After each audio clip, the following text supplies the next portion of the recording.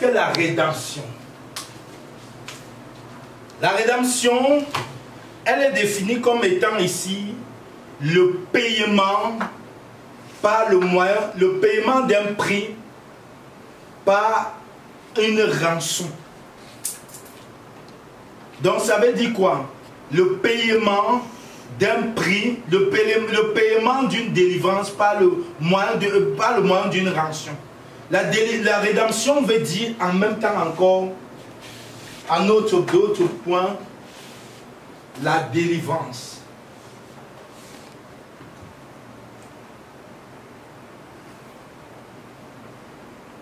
Dans la rédemption, il y a la délivrance. Il y a également dans la rédemption, nous avons le premier point de la rédemption traite ce qu'on appelle la délivrance. Nous avons été libérés. Dans la rédemption, on parlera du rachat.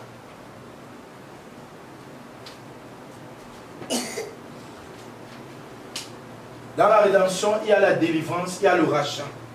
Donc nous avons été rachetés. C'est pour cela que Christ dira que nous avons été rachetés. Et on a été rachetés par quoi?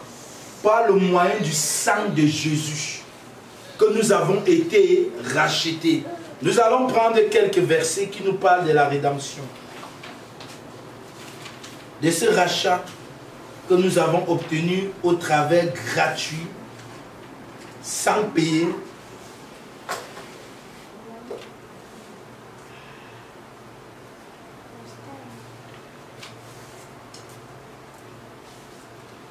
Hébreux 9, Colossiens 1, 12 à 13.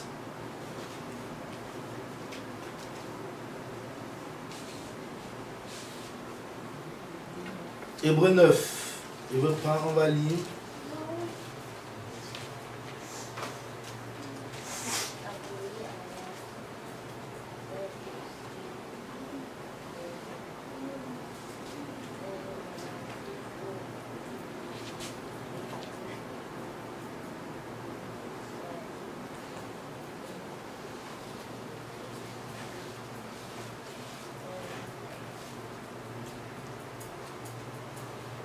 Hébreux 9, 12, 11 à 12. Nous parle de la rédemption. Colossiens également nous parle de la rédemption.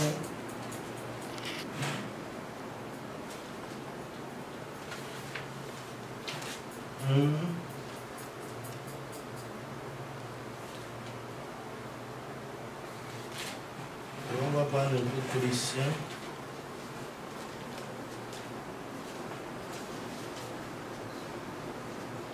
Voilà, Colossiens 1, verset 12 nous dira, voilà, verset 14. En qui nous avons la rédemption par son sang, à savoir, on a dit, la rédemption veut également dire la rémission des péchés.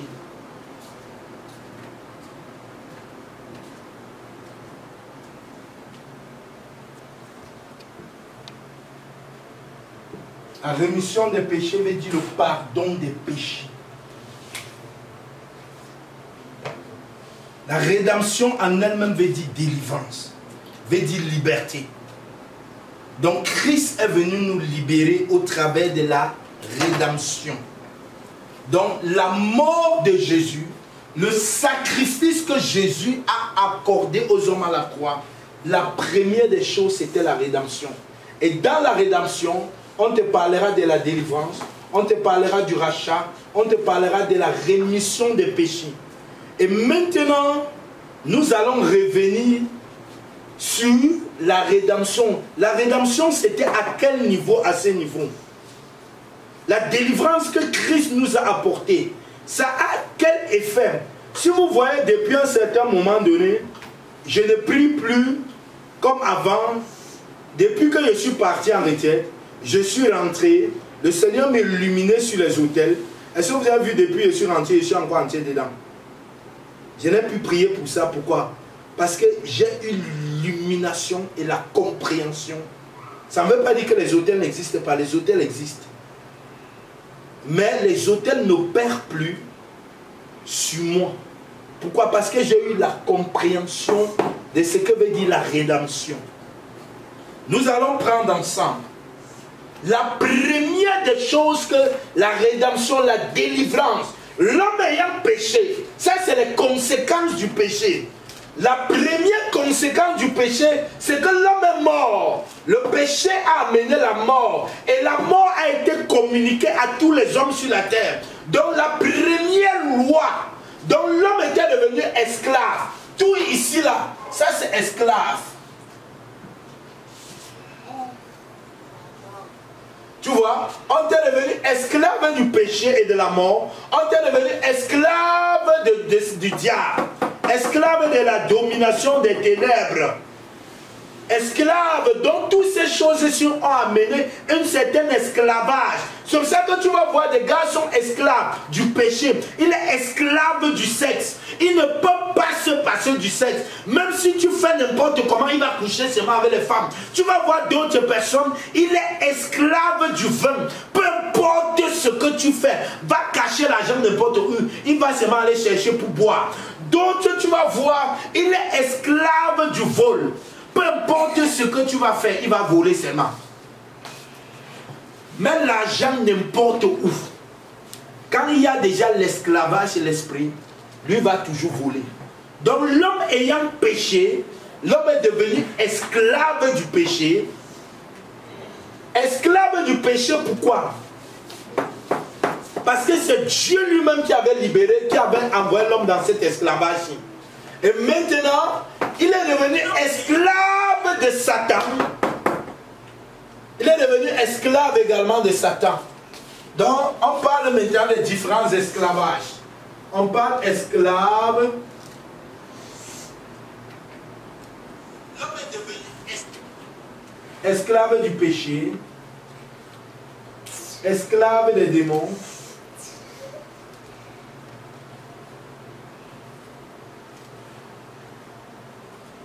esclave des démons, esclave également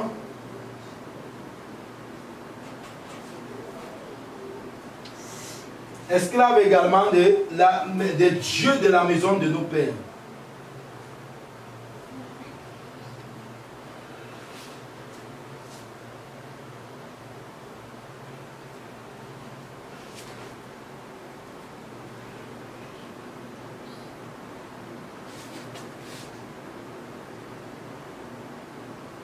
L'homme est devenu esclave. Donc ça, c'est les différentes formes d'esclavage.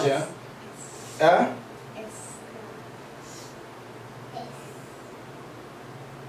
Donc l'homme est devenu esclave du péché, esclave des démons, esclave de ceci, des dieux de la maison de son père, et esclave de ses propres péchés.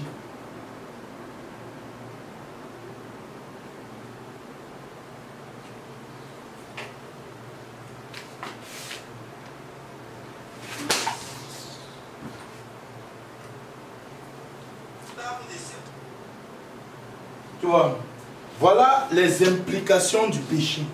Ce que le péché a amené, ça a amené l'esclavage. Donc nous sommes devenus esclaves de nos désirs. Nous sommes devenus esclaves.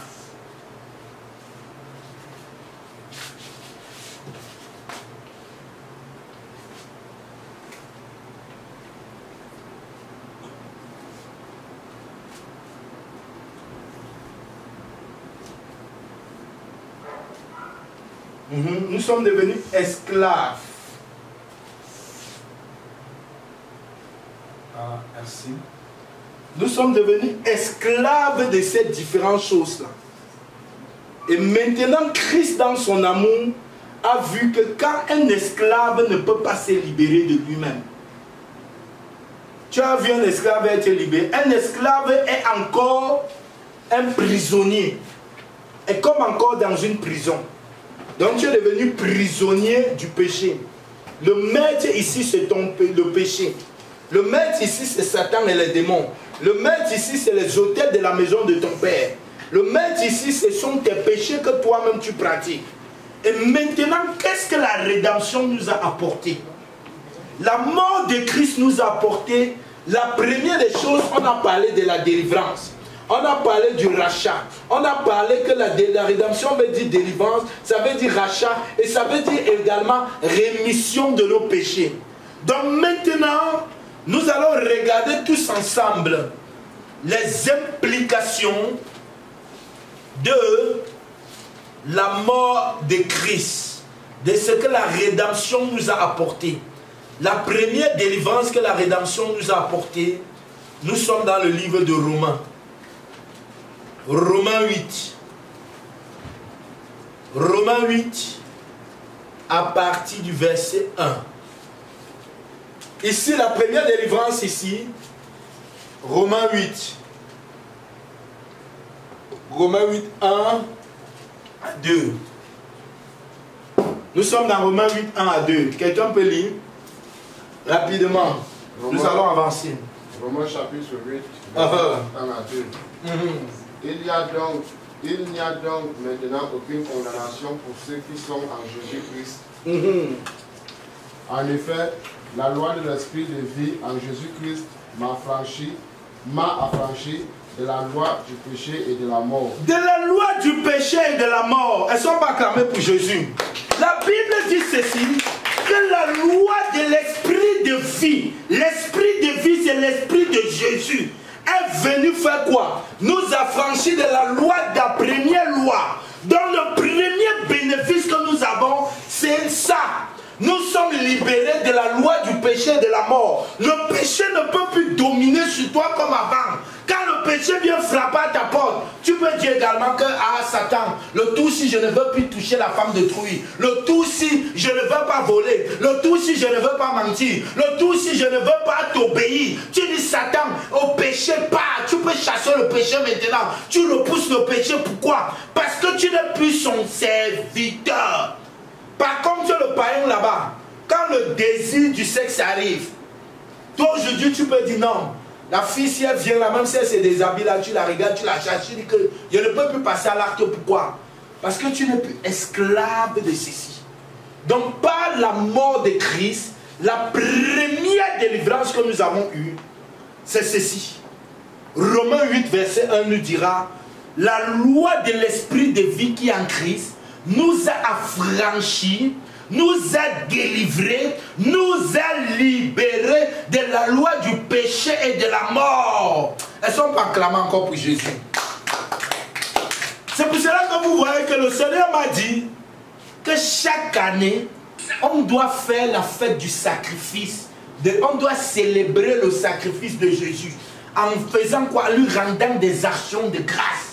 Disant merci. Parce que si Jésus n'était pas mort, frère, on ne pouvait pas voir toutes ces choses-ci. C'est que toi et moi, nous sommes encore esclaves de ce type-ci. Et la deuxième délivrance que Jésus nous a apportée, ah, elles ne sont pas encore acclamées pour Jésus. Disons merci au Saint-Esprit. Nous sommes dans Colossiens. Colossiens 1. À partir Colossiens 1, à partir du verset 12. Lis-nous Colossiens à partir du verset 12. Colossiens chapitre 1 à partir du verset 12. Je lis au nom de Jésus. Rendez grâce au Père qui vous a rendu capable. Elles sont pas acclamées, il dit quoi? Rendez grâce au Père. Qui a fait quoi? Qui vous a rendu capable d'avoir par l'héritage des saints dans la lumière. Verset 13. Qui nous a délivrés de la... Qui nous a délivrés? Qui nous a fait... Est-ce qu'il dit qu'il allait encore prier pour la délivrance? Non. Frère, l'ignorance tue. Vas-y, continue. Qui nous a délivrés de la puissance des ténèbres. Qui nous a délivrés de la puissance des ténèbres. La deuxième délivrance, la rédemption, c'est ce que ça a apporté. Quand Jésus est mort sur la croix, la puissance, c'est pour cela qu'on dit dans Colossiens là-bas qu'il a convoqué toutes les puissances à la croix. Il les a dépouillés de leur autorité. Colossiens 2,14 dit là-bas que quand il les a réunis tous, il a dit ici là, vous avez asservi, je vous avais donné le temps pour asservir mon peuple. Maintenant, qu'est-ce que je fais? Je libère maintenant mon peuple. Vous ne pouvez plus les asservir. C'est pour cela que le Seigneur a dit à Pierre, tu es Pierre, et sur ce roc, je bâtirai mon église, et les portes de séjour des morts ne pourront point contre elle. Pourquoi? Parce qu'il savait ce qu'il devait accomplir à la croix. Donc c'est pour cela que Colossiens 2 nous dit quoi? Il dit rendons grâce. Donc pour entrer dans cette délivrance, c'est quoi? C'est l'action de grâce, ce n'est plus la prière, tu crois. Il finit ce qu'il a dit là-bas. Et il nous a transportés. Et il nous a transportés, tu comprends? C'est pour cela que le livre d'Éphésiens pourra dire que nous sommes assis dans les lieux célestes, au-dessus des principautés, des dominations avec Christ. Parce que quand Christ nous a affranchis de la domination de Satan, qu'est-ce qu'il a fait? Il nous a transportés.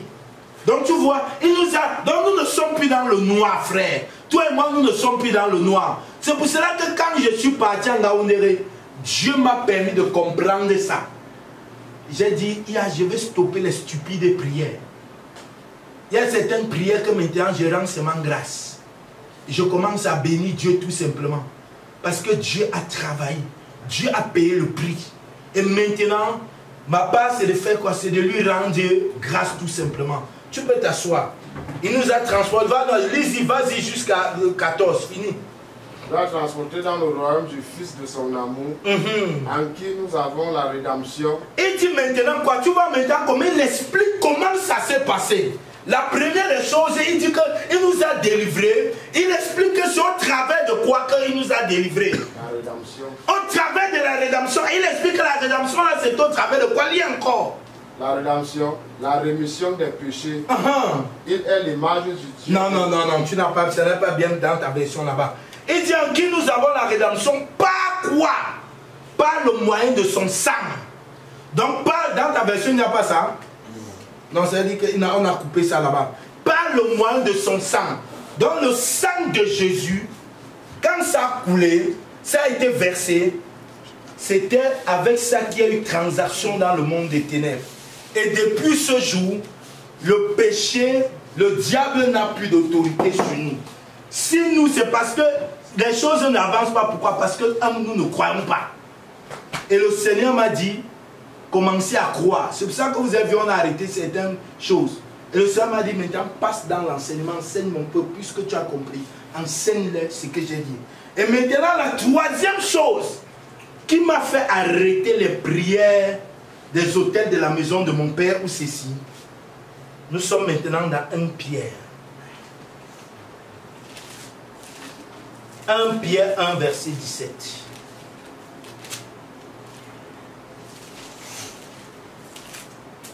Pierre 1 verset 17 dit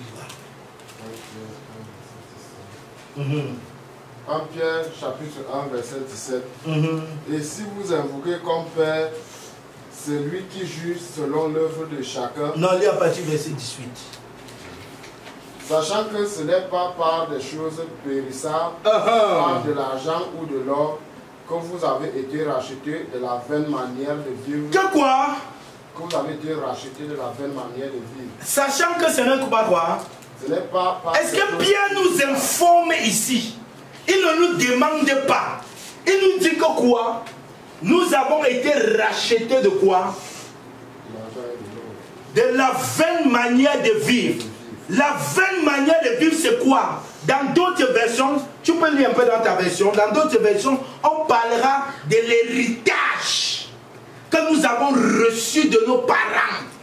Cet héritage, c'est quoi? C'est Dieu de la maison de mon père. L'héritage vient de Dieu de la maison de nos pères. Ça vient de ces trucs-là. Nous ne sommes plus en contact avec eux. Nous sommes libérés par l'œuvre de la croix. C'est pour cela qu'à un certain moment donné, quand je suis allé, j'ai prié, crié à Dieu pour la délivrance. Plus je soupirais après la délivrance, je voyais dans les songes comment j'avais toujours les problèmes. À un certain moment donné, je me suis dit, Seigneur, est-ce que ça va cesser? Est-ce que ça va cesser ces choses-ci? Le Seigneur m'a dit, effectivement, ça ne peut pas cesser. Pourquoi? Parce que la voie par laquelle tu as pris, ce n'est pas la voie par laquelle j'ai prévu libérer l'homme. j'ai déjà libéré l'homme au sujet de telles choses. La seule chose que toi tu as fait, c'est de croire tout simplement. Donc, des 20 manières de vivre, c'est cette loi-ci.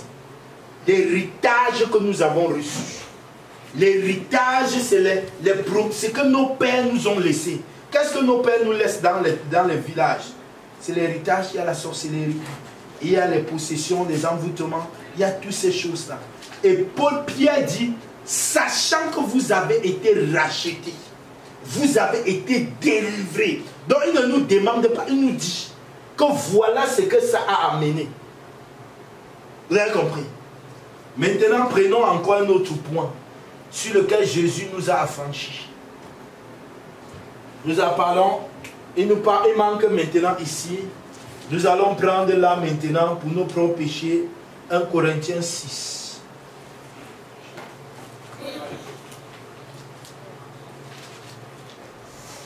1 Corinthiens 6, verset 9. 1 Corinthiens 6, verset 9, à partir du verset 9 jusqu'à 11.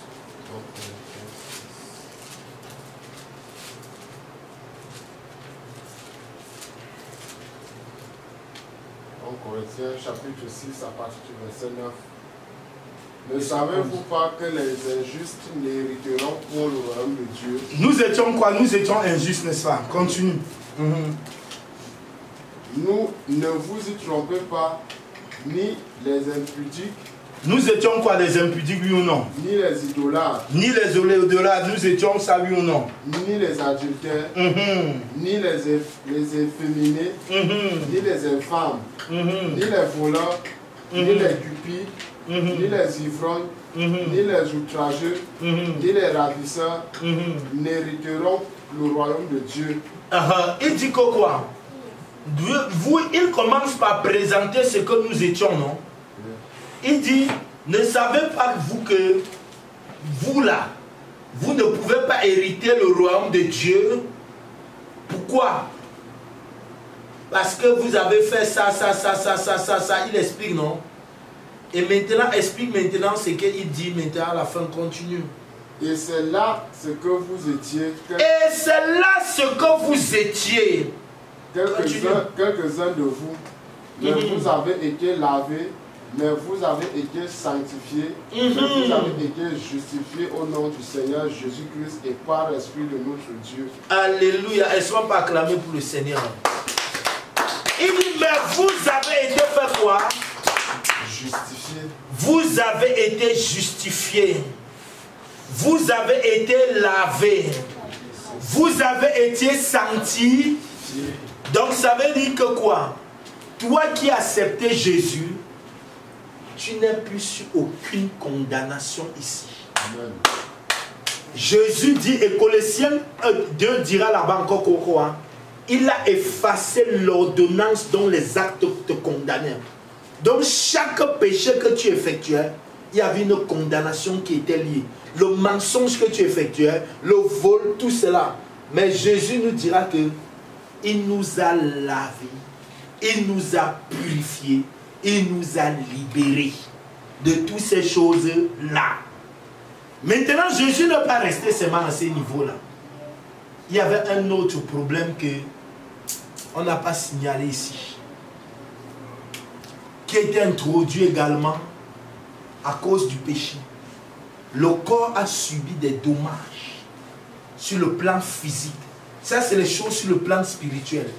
Maintenant, le corps également a subi des dommages. Le dommage, là, c'était quoi? La maladie, les infirmités. Maintenant, nous allons prendre également 1 Pierre. Donc, nous sommes cette fois-ci dans 1 Pierre 2, verset 24. 1 Pierre 2, verset 24. Par rapport à la maladie. 1 Pierre, chapitre 2, verset 24, je lis au nom de Jésus. Lui qui a apporté lui-même nos péchés en son corps sur le bois, afin que morts au péché, nous vivions pour la justice. lui par les meurtrissures duquel vous avez été guéris, car vous étiez comme des brebis. Arrête-toi là-bas, c'est bon. Il dit quoi? 1 Pierre 2, verset 24 dit ceci. Lui qui a porté lui-même nos péchés dans son corps. Donc il a pris le péché, il l'a mis dans son corps. Sur le bois, l'autel de bois comme on a parlé.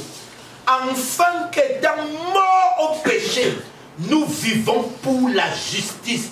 Lui par les meurtrissures. Les meurtrissures, ça veut dire le sang là qui a coulé, duquel vous avez été guéris. Donc désormais, quand tu es face à un malade, tu lui dis au nom de Jésus, le sang de Jésus t'a guéri. Et c'est fini. Et tu es guéri. Donc voilà les principaux trucs de la rédemption. Ce que la rédemption a apporté dans la vie de l'homme. La première bénéfice, on aura à travailler sur les autres bénéfices. On aura les autres, aujourd'hui on va arrêter aujourd'hui à ce niveau. Et on va entrer dans la prière pour commencer à rendre grâce. Le premier bénéfice c'était la rédemption. Et ensuite on va entrer également sur le Saint-Esprit qui a été répandu. Qu'est-ce que le Saint-Esprit également a apporté? Est-ce qu'on peut commencer à se lever? Commençons à dire merci au Seigneur. Dis merci à Jésus pour l'œuvre de la rédemption, pour ce qu'il a accompli dans ta vie au travers de la rédemption. Dis merci à Jésus. Commence à dire merci à Jésus. Bénis le Seigneur pour l'œuvre de la rédemption. Dis-le merci, commence à le bénir. Dis merci au Seigneur. Dis merci au Seigneur, prie, commence à prier, prie. Prie pour chaque aspect. Dis merci à Jésus de t'avoir libéré de la loi du péché et de la mort. Dis merci à Jésus de t'avoir libéré de la domination des démons. Dis merci à Jésus de t'avoir libéré des dieux de la maison de ton Père. Dis merci à Jésus de t'avoir libéré de tes propres péchés. Dis merci à Jésus de t'avoir libéré de toute forme de maladie. Parle à Jésus ce matin. Seigneur, nous te bénissons, Seigneur. Nous te disons merci pour ton amour. Merci pour cet amour indescriptible que tu as manifesté pour nous, ô Jésus. Merci, Père, de nous avoir accordé la rédemption. Merci de nous avoir accordé la délivrance, de nous avoir accordé le rachat, de nous avoir accordé la rémission des péchés. Merci, mon Dieu. Merci, mon roi, pour ce que tu nous as accordé.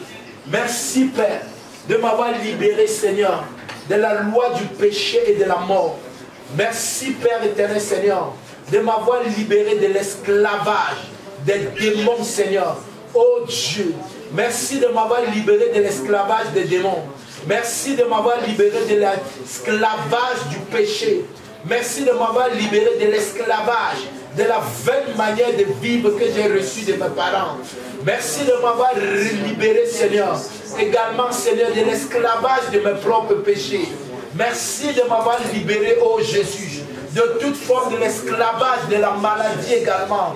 Seigneur, merci de m'avoir libéré. Merci de m'avoir franchi. Merci, Seigneur. Merci pour tout ce que tu as fait. Merci pour la rédemption que tu m'as accordée. Merci, Père. Nous te rendons grâce. Nous te donnons de multiples actions de grâce. Oh mon Dieu, merci pour ce que tu nous as accordé. Merci pour la rédemption. Merci pour la rédemption.